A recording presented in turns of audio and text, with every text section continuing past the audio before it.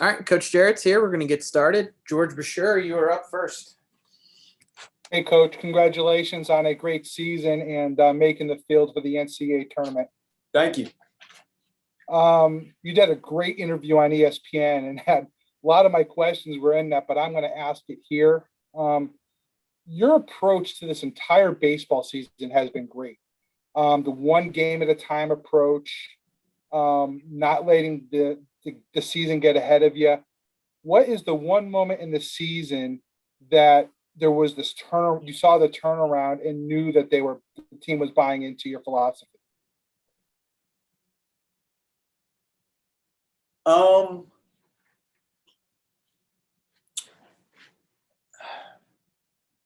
I guess when we actually lost our first game, I think, and we ended up playing a doubleheader to open the season.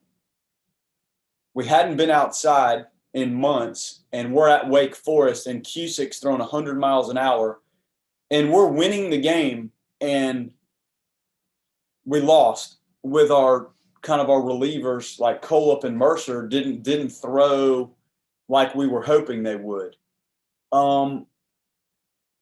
We had 30 minutes in between the games once we kind of had our little meeting,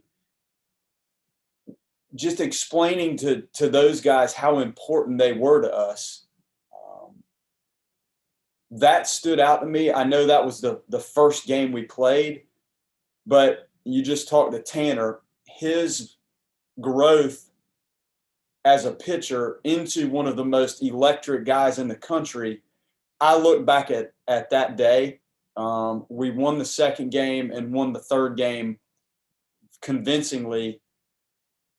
That moment in between the games, I will remember that. Georgia Tech down 7-0 to win that game. That stands out. The Boston College game down 9 in the 7th or 8th inning to win that game. I could go on, but I'll go all the way back to the first game of the year, which we lost, and to watch the guys rebound and roll through things. That was a pivotal moment for me. And Coach, the last question I'll have for you is, coming into the season last year, you got cheated out of a season due to COVID and everything. And this year, what have all has been done?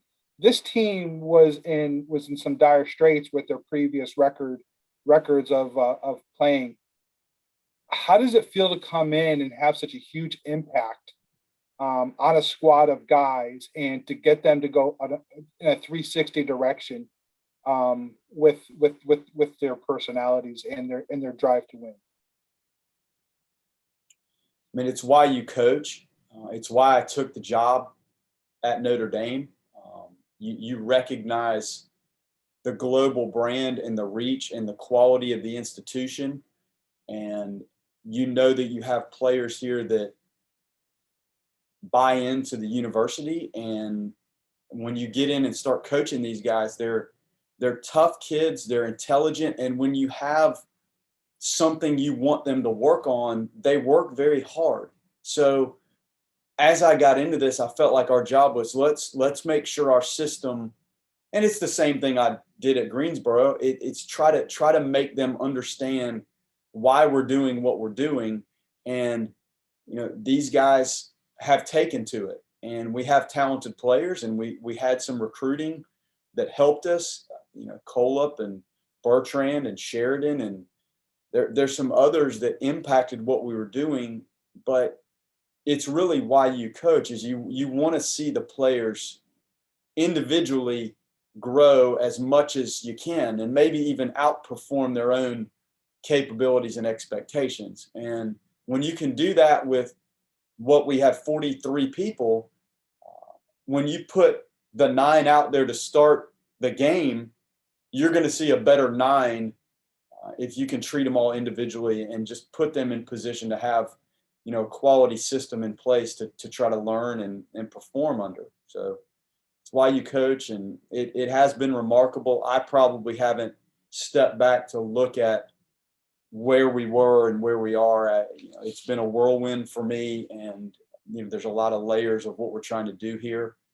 But these guys have been phenomenal. Coaches have been tremendous and dedicated and worked so hard for these guys.